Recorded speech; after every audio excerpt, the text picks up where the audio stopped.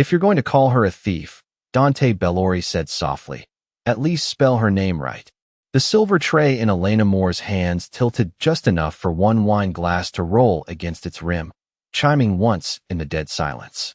Her white apron was damp at the waist from melted ice, the corner of the tip log trapped beneath the tray like something she had tried to protect without thinking.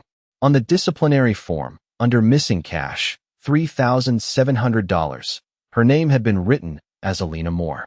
3 hours earlier, Elena had been counting lemon wedges under the blue light of the service station, pressing her thumb against the small crack in her old phone screen to keep it from blacking out.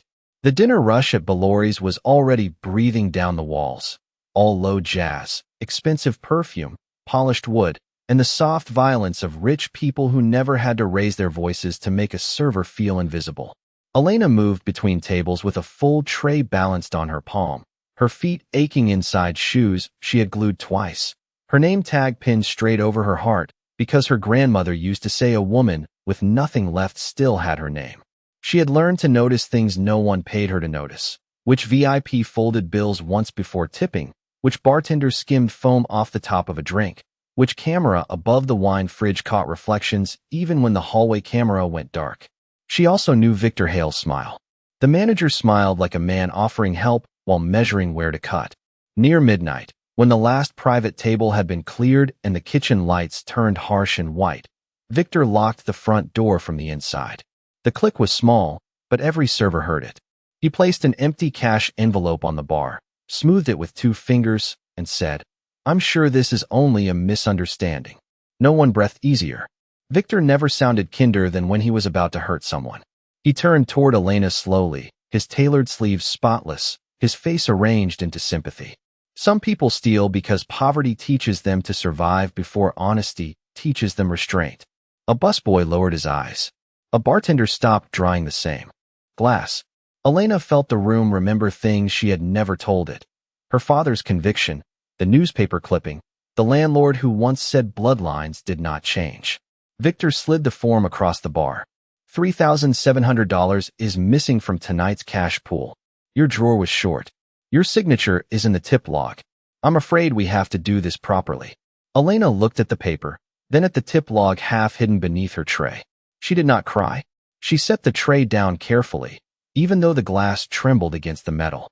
Search everything, she said. Victor's smile deepened. That won't be necessary if you cooperate. No, Elena said, her voice low enough to make the nearest waiter look up. Search everything. My bag, my locker, my coat.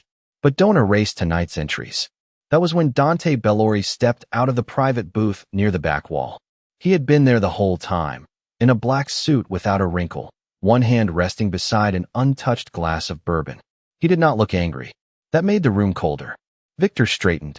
Mr. Bellori, I apologize. Staff matter. I'll handle it quietly. Dante's eyes moved from Victor to Elena, then to the form. He did not defend her. He did not believe her. Not yet. He only reached for the paper and read the name once. Elena watched his thumb pause over the letters. Elena Moore. Not Elena Moore. A silence opened so wide even the ice machine seemed to stop. Dante looked at her name tag, then at the form again, and the first thing that changed in his face was not pity. It was suspicion, because the man accusing her of stealing had not even bothered to accuse the right woman. Dante did not ask why the name was wrong. He let the mistake sit on the bar between them, ugly and breathing, while Victor Hale's smile tightened by a fraction too small for most people to notice. Elena noticed. She had spent years learning the difference between a real smile and a room trying to hide its teeth. Victor reached for the disciplinary form with the easy confidence of a man used to cleaning up after himself. Clerical error, he said softly. My apologies, Elena. Stress makes detail slippery. Dante's hand came down on the paper before Victor could take it. Not hard, just enough. The manager stopped moving.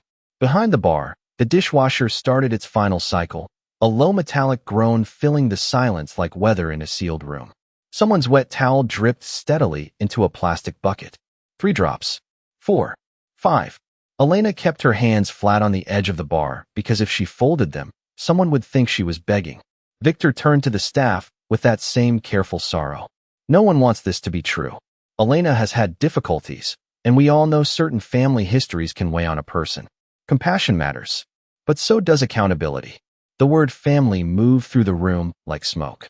Elena felt it touch every face. Her father in an orange jumpsuit. Her mother crying outside the courthouse. Her grandmother cutting the newspaper clipping into pieces over the kitchen sink and saying, "They can print shame, baby, but they can't make it yours." Elena looked past Victor to the little black camera above the hallway. The red light was off. It had been on during dinner. She knew because it reflected in the wine fridge every time she passed table 12. Dante followed her eyes, but said nothing. He only took his phone from inside his jacket and photographed the disciplinary form, the cash envelope, and the name tag lying beside it. Victor's eyes flicked to the phone. "Mr. Bellori, I assure you, this is internal." Dante looked at him. "Then stay calm." 2 words. No volume. The room went colder anyway. Victor swallowed once, then recovered. Of course. Elena reached for the tip log. Victor moved faster. His hand landed on the cover, polite but final. "That book is management property. It has my signature in it," Elena said. "Then you remember signing." "I remember every table I closed tonight." Her voice stayed even. Table 8 paid cash. Table 11 split on 2 cards. Table 12 left 900 and hundreds folded inside a coffee receipt. A server near the espresso machine shifted. Victor gave a small laugh. "That is a very specific memory for someone under pressure." "Poor girls remember money," Elena said. "We have to." Dante's gaze moved to her then, not softening, sharpening. Victor opened the tip log only halfway, shielding it with his body like a priest protecting a confession. "Here," he said, tapping one line. "Elena Moore. Cash received. Signature confirmed." Elena stared at the page. Her old phone buzzed in her apron pocket. One cracked little vibration against her thigh. She did not pull it out. She was looking at the table number. "That says table 14. Victor's mouth barely moved. "And table 14 was empty tonight. The chair leg is broken. I told you at 6:10 before service." The bartender stopped wiping the glass. The busboy's face went pale. Victor's smile did not leave, but something behind it stepped back. Dante looked at the dining room, toward the far corner where one chair had been turned upside down against the wall with a white repair tag looped around its leg. Then he looked at the tip log again. Elena finally took out her phone. The screen lit up through a spiderweb crack. Bank alert, low balance, rent reminder, and beneath it, one photo from 6:11 p.m. she had taken because Victor always blamed servers for broken furniture. In the corner of the picture, table 14 sat empty with the chair already tagged, 3 hours before her signature supposedly closed it. Elena held the phone out. Not high, not dramatic, just far enough for the cracked screen to catch the bar light. The photo was grainy, washed in the yellow glow of pre-service, but table 14 was clear. Empty. One chair upside down. A white repair tag looped around the broken leg like a hospital bracelet on something already declared unusable.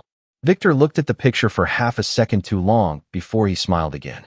"Elena," he said gently, almost sadly, "taking pictures during work hours is also against policy." A few people shifted, grateful for any rule that made the truth feel complicated. Elena lowered the phone, but did not put it away. "I took it because last month you charged Maria for a cracked booth she reported before lunch." Victor's face did not change, but his right hand moved to his cufflink. Dante saw it. The small adjustment. The need to touch something expensive. When control started slipping, he still did not defend her. He only turned the tip log toward himself. "Open it all the way." Victor hesitated. "Mr. Bellori, with respect, staff records include private wage information." Dante's eyes stayed on the book. "I didn't ask what they include." The manager's fingers lifted from the cover as if the leather had become hot. The tip log opened flat on the bar. Elena stared at the page again, and the room pressed closer without moving. Her signature was there, or something pretending to be it. The E looped too wide.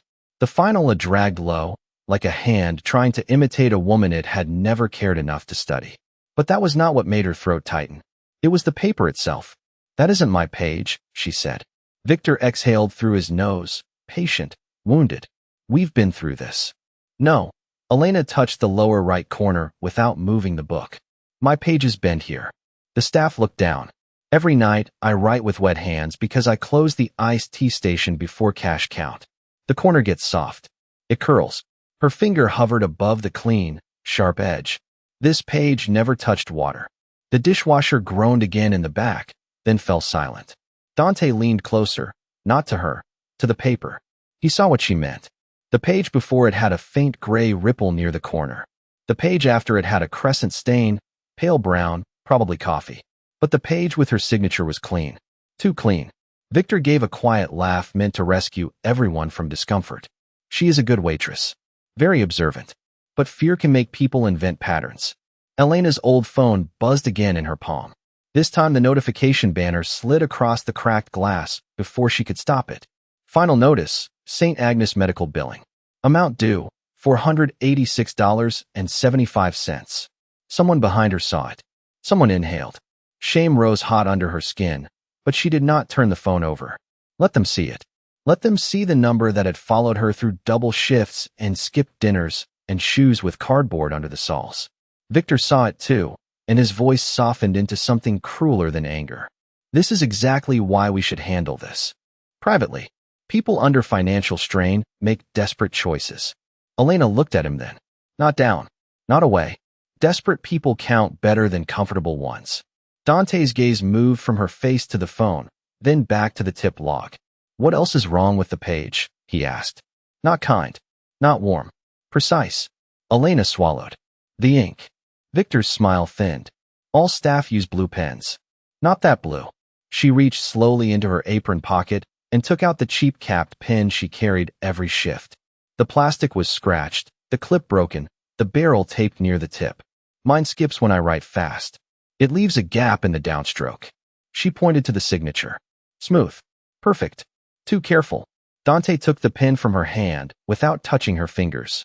He looked at the taped barrel, then at the signature, then at Victor. Who replaced the paper?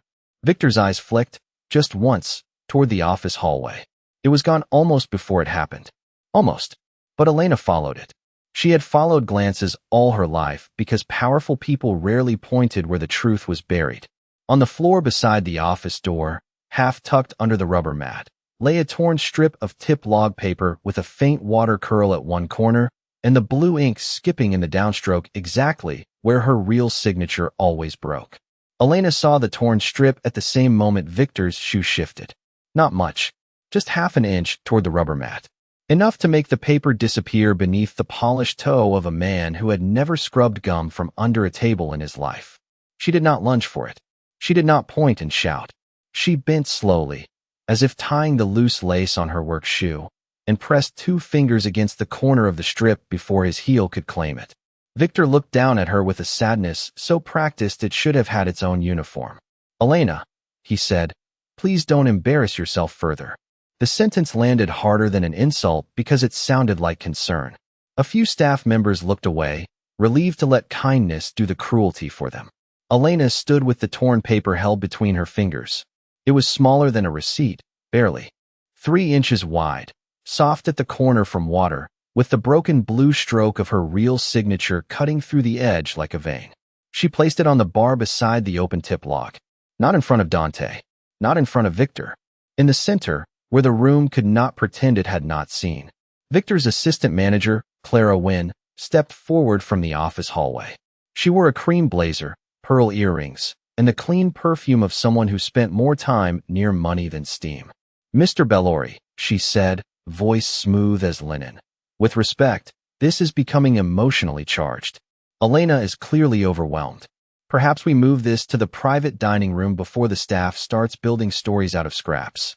The words were reasonable, professional, deadly. The staff moved without being told, drawn toward the private dining room, like people following a funeral they were not sure they had permission to attend. The room beyond the velvet curtain was all dark walnut, framed wine lists, leather chairs, and brass lamps glowing over a table where men paid more for one bottle than Elena made in a week. In that room, everything looked expensive enough to make a waitress feel temporary. Elena stood near the service wall, still in her damp apron, the torn strip pinched in her hand. Clara set a clipboard on the table. Let's simplify, she said gently. Elena can sign a statement acknowledging procedural confusion, return what cash can be recovered, and Mr. Hale may consider not pressing charges tonight. Victor lowered his eyes as if this mercy pained him. I don't want to destroy a young woman over one mistake. Elena looked at the statement. It did not say confusion. It said admission. It did not say review. It said restitution. Her name was spelled correctly now. That somehow made it worse. Dante stood at the head of the table without sitting. His silence had weight.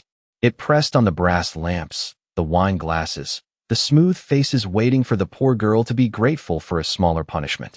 Sign it, Clara said softly. You'll still be employable somewhere. Elena's thumb rubbed over the torn paper until the damp corner began to curl again. Her rent was due. Her hospital bill was in her phone. Her father's name was a stain people kept trying to hand back to her. She picked up the pen. Victor almost relaxed. Then Elena placed the pen down beside the clipboard, perfectly straight. I won't sign a lie just because it comes with a softer voice. No one moved. Clara's expression cooled by 1 degree. Dante's eyes shifted to the pen, then to Clara's right hand. A silver ring sat on her index finger, thin and bright, turned inward as if she had twisted it without noticing. He said nothing about it. Instead, he asked one question. Where is the hallway footage? Clara answered too quickly. The camera has been down since last week. Elena turned her head toward the wine fridge behind the glass wall. Its black door reflected the private hallway in a dim, warped strip. Not that one, she said. The wine fridge reflection catches the office door. Victor smiled, almost pitying. Reflections aren't evidence. Dante finally looked at him. Then you won't mind showing it. Clara opened the security tablet with steady hands. But when the timestamp reached 1:12 a.m., the hallway camera showed black. The wine fridge reflection, however, flickered for 3 seconds before the file cut out. 3 seconds was enough. A sleeve. A hand. A silver ring turning inward as someone pulled the tip log from the drawer. Clara closed the tablet and said, glitch. But the room had already seen her ring catch the light the exact same way. Clara did not remove the ring. That was the first thing Elena noticed. A person caught by accident hides the accident. Clara kept her hand on the security tablet. Fingers relaxed, silver catching the brass light, like she had decided calm could become innocence if she wore it long enough. Victor stepped in before the silence could harden around her. A reflection on a wine fridge, 3 seconds of bad video. And now we are accusing senior staff? His voice stayed gentle, but the gentleness had teeth. This is exactly why we don't let fear run a business. Elena felt the room begin to shift again, not fully back to Victor, but away from certainty. Rich rooms were good at that. They could watch something happen and still wait for permission to believe it. Clara set the tablet down. Mr. Bellori, I handled cash control for your father's restaurants before half these employees were born. If I took the tip log, it was to correct a damaged page. That is not theft. That is procedure. Dante did not answer. He looked at the ring, then at the tablet, then at Elena. Not asking her to save herself. Asking if there was more without giving her the mercy of saying it out loud. Elena's fingers were numb around the torn strip of paper. She thought of Milo then, the busboy with wrists too thin for his black uniform sleeves. The boy who apologized when customers spilled things on him. She looked toward the service doorway. Milo stood half hidden behind the curtain, his face gray under the kitchen fluorescence. Victor saw her look and smiled sadly. Please don't drag children into adult consequences. Milo flinched at the word children. Elena did not. He's 19, she said. And you cut his hours every time he speaks. The room turned toward Milo. That almost broke him. Elena crossed the floor before anyone could stop her, not fast, not dramatic, carrying the shame of the room with both hands like a tray that could not be dropped. She stood beside him so he would not have to step forward alone. You don't have to talk, she said quietly. Just give me what you kept. Milo's eyes filled, but he did not cry. He reached into his sock, under the hem of his pants, and pulled out a folded receipt so creased it looked like cloth. Elena took it from him with both hands. Not because it was fragile, because he was. She placed it on the private dining table beside the torn tip log strip. The receipt was from table 12. Time stamped 11:43 p.m. 4 espresso martinis. 1 bone-in ribeye. 2 bottles of Barolo. Cash gratuity handwritten at the bottom, $900. Victor gave a short breath of amusement. A tired busboy misread a 0. Happens constantly. 90, 900. Busy night. Loud room. No, Elena said. She pointed to the bottom corner. The guest wrote the tip twice. Once in numbers, once in words. Dante leaned in. $900 even. Written. In a heavy black hand. His eyes stopped there longer than they should have. Not because of the amount. Because of the signature above it. R. Vale. Elena saw the change in him before anyone else did. It was not anger. Anger was loud and easy. This was recognition buried under control. You know that name, she said. Dante looked at her, and for the first time that night, she wished he would look away. Victor moved smoothly between them. Mr. Vale is a private client. He tips heavily. He also complains heavily. Elena may have kept the receipt after a service dispute. That does not prove cash was stolen. Clara nodded, too quickly. And if the money was entered as 90, the drawer would be short by 810, not 3,700. The math doesn't support her. It was the smartest thing anyone had said all night. For a moment, even Elena felt the floor tilt. Then her old phone buzzed again in her apron. She looked down. A photo reminder from yesterday, auto-saved from her cracked screen. Table 12's coffee receipt beside the tip log, taken because Milo had spilled cream on the counter, and Elena had wanted proof the receipt was dry when she handed it over. In the photo, behind the receipt, Clara's cream blazer hung over a chair near the office door.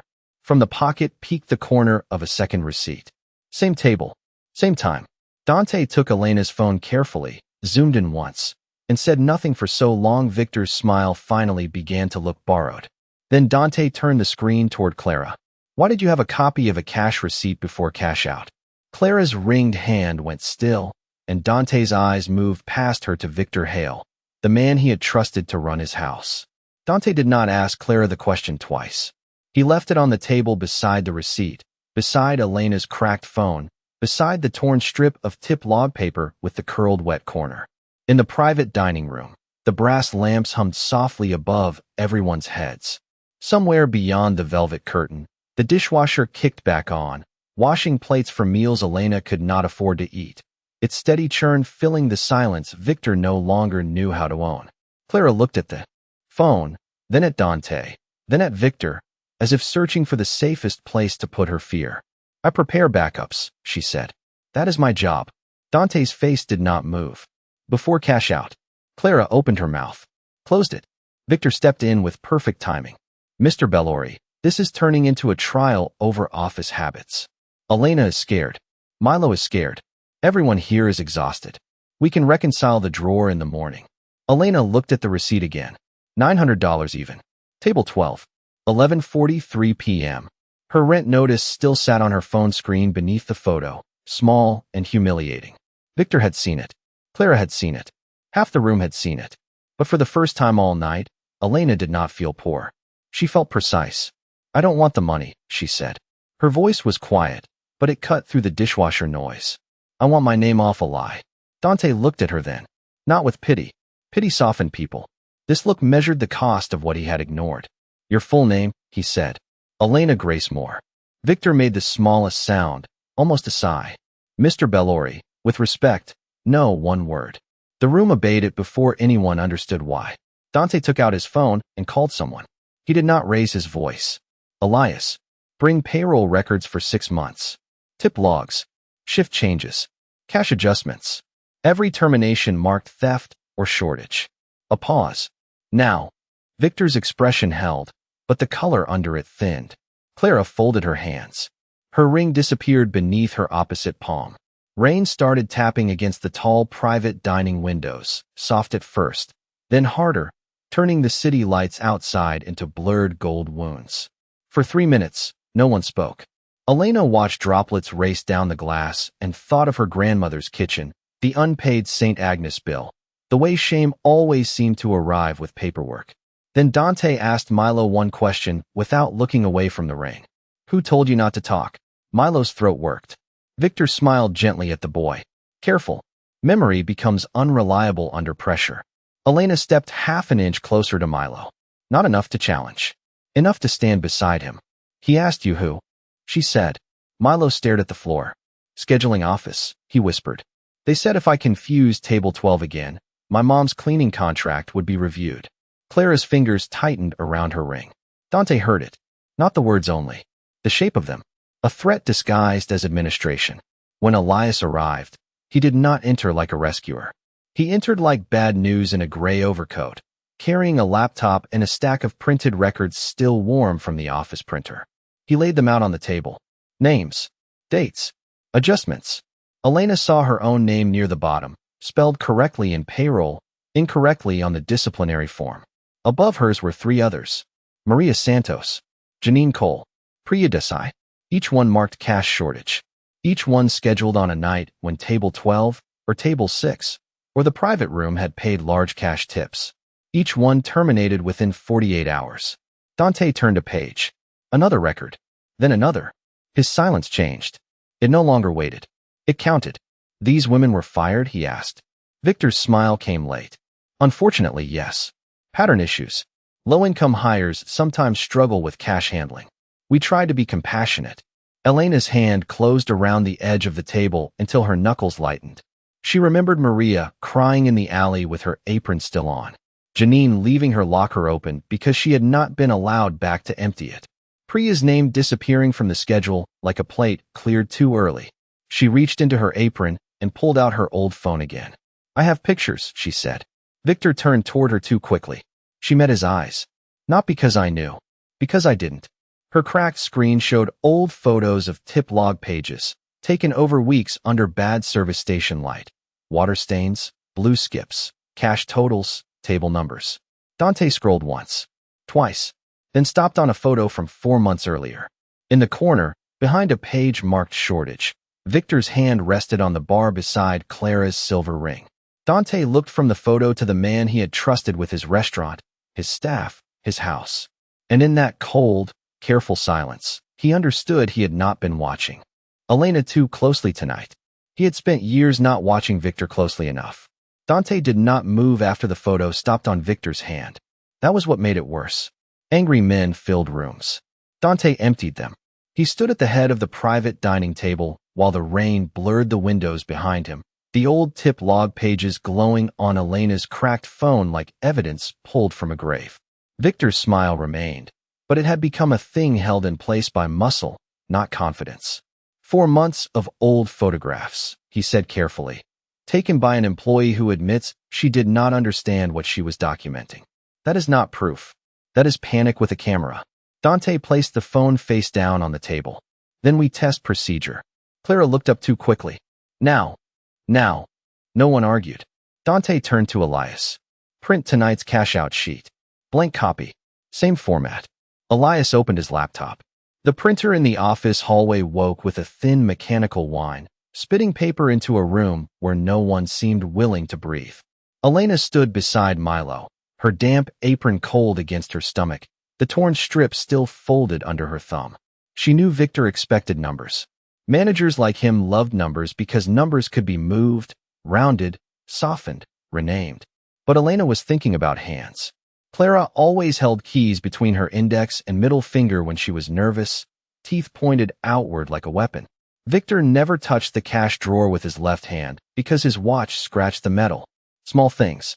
Poor people survived by noticing small things rich people called meaningless until they needed them. Elias returned with the blank cash-out sheet and set it on the table. Dante slid it toward Victor. Recreate Elena's close for Table 14. Victor's eyebrows lifted. Table 14 was a mistake. Recreate it. The words did not grow louder. They grew final. Victor picked up the pen. His hand hovered above the paper for 1 beat too long. Elena watched his wrist. He wrote the table number, then the cash amount, then moved to the signature line with the smooth confidence of a man demonstrating innocence. Dante did not look at the paper. He looked at Elena. "What's wrong?" Clara gave a soft laugh. "Mr. Bellori, surely we're not letting a waitress grade handwriting now." Elena did not answer Clara. She looked at Dante because he had asked. He writes $signs after the number when he's copying, before the number when he's counting. The pen stopped. Not much. Just enough. The camera light above the private dining room door blinked red once, then steady. Victor noticed it then. His eyes shifted up. Dante had turned it on without telling anyone. A phone buzzed on the table. Clara's. It vibrated against the polished wood, inching toward the edge with each pulse. No one touched it. The screen lit with a preview before it went dark. Delete the duplicate receipt. Now. Elena saw only 3 words before Clara flipped the phone over with her palm. Duplicate receipt. Dante saw them too. He still did not speak. He picked up the unopened envelope Elias had brought from payroll and slid it toward Clara. Open it. Clara's composure thinned. I don't handle payroll envelopes. Elena looked at the envelope, then at Clara's hand. You licked the seal on the left corner, she said. The room turned toward her. She almost wished it wouldn't. Your lipstick leaves a beige mark. I see it on shift changes every Friday. Clara stared at her as if a mop had started giving testimony. Dante leaned forward and turned the envelope under the lamp. There it was, faint but visible. Beige lipstick on the left corner. Clara's hand moved toward the door handle behind her. Stopped. The red camera light watched. Victor's voice came quieter now. Elena, you should be very careful. People who make accusations they cannot support rarely recover professionally. Elena picked up her name tag from the table and pinned it back onto her apron with hands that did not shake. Then spell my name right when you threaten me. For the first time, Victor had no polite answer ready. Dante slid Elena's cracked phone, the receipt, and the torn tip log strip into one neat line in front of him, not in front of Victor. A line of protection, a line of war. Clara looked at the evidence, then at the camera, then at Elena standing beside Dante's table. Instead of alone by the service wall, and her face changed when she understood the room had stopped waiting for Elena to prove she belonged there. Dante had built Baloris to make powerful men feel safe while they lied. That was the thought that crossed his face when Clara saw the camera light and Victor finally stopped smiling. The private dining room had been designed for secrets. Walnut walls, smoked glass, thick velvet curtains, a door that closed so softly it made betrayal feel civilized. Elena had carried wine through this room 100 times. She had refilled glasses for men who never looked up. Tonight, for the first time, the room was looking at her. Clara's phone buzzed again under her palm. She did not move it. Dante looked at Elias. Put everything on the screen. Elias connected the laptop to the wall monitor. One by one, the evidence appeared under the clean white glow. Elena's photo of table 14 empty at 6:11 p.m., the tip log page with no water curl, the torn strip with her real broken blue signature, the wine fridge reflection catching Clara's silver ring at 1:12 a.m., the receipt from table 12 showing $900 in cash, the duplicate receipt hidden in Clara's coat pocket, payroll records marked shortage beside the names of women who had vanished from the schedule like they had never existed. Victor stood very still. Not trapped yet. Calculating. Circumstantial, he said softly. Ugly, yes. Concerning, yes. But not theft. Not conspiracy. Not enough to destroy reputations. Elena heard the word reputations and almost laughed. He meant his. Not Maria's. Not Janine's. Not Priya's. Not hers. She reached into the back pocket of her apron, where the fabric was still damp from melted ice, and pulled out the one thing she had not shown anyone. Her old phone had a recorder app she used to capture shift notes because her screen froze when she typed too fast. Last night, after Victor had made her recount table 12 twice, she had set it beneath the tip log to record the total before anyone could say she forgot. She had been ashamed of doing it. Poor girls were always told documentation made them look guilty. Now her thumb hovered over the cracked glass. It starts after cash out, she said. Her voice did not shake, but something in it made Dante look at her instead of the phone. I didn't listen to all of it.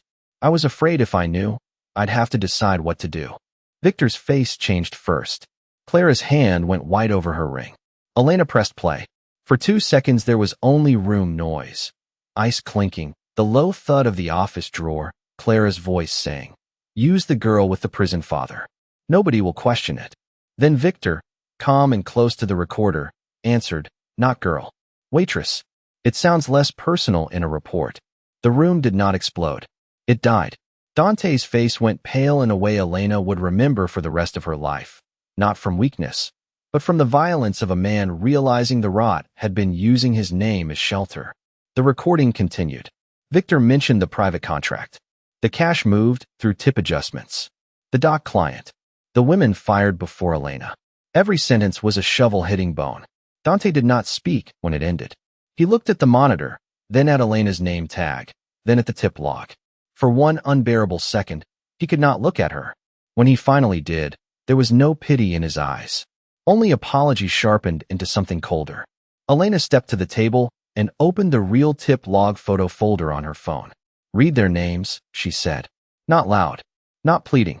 A command small enough to fit in a waitress's voice and heavy enough to bend a room. Dante turned to Victor. "Read them." Victor's mouth opened. Nothing came out. Dante placed the recorder on top of the tip log, perfectly centered, like a judge setting down a sentence. Then he looked at Elias and said, "Call my attorney." Elias did not call the police first. He called Dante's attorney, then the forensic accountant, then the woman on the board who had signed every compliance report Victor had ever polished clean. By sunrise, Valori's no longer smelled like wine and lemon oil. It smelled like printer ink, cold coffee, and consequences.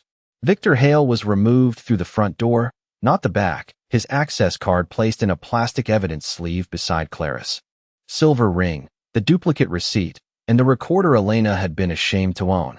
Clara walked out after him with her cream blazer buttoned wrong, her perfume still expensive, her power suddenly unemployed. No one touched them. No one needed to. The truth did what violence would have ruined. At 10 that morning, Dante reopened the private dining room, not for clients, but for staff. Maria Santos came in first, wearing a grocery store uniform and the face of someone who had practiced not hoping. Janine Cole came with her sister. Priya Desai stood near the door until Elena crossed the room and took her hand. On the wall monitor, their corrected records appeared one by one. Termination for theft was replaced with wrongful disciplinary action.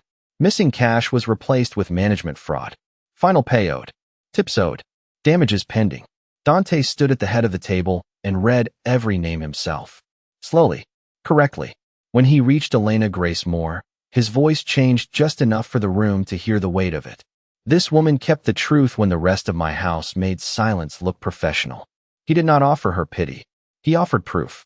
Her hospital bill from St. Agnes was not paid off, like charity tossed across a table.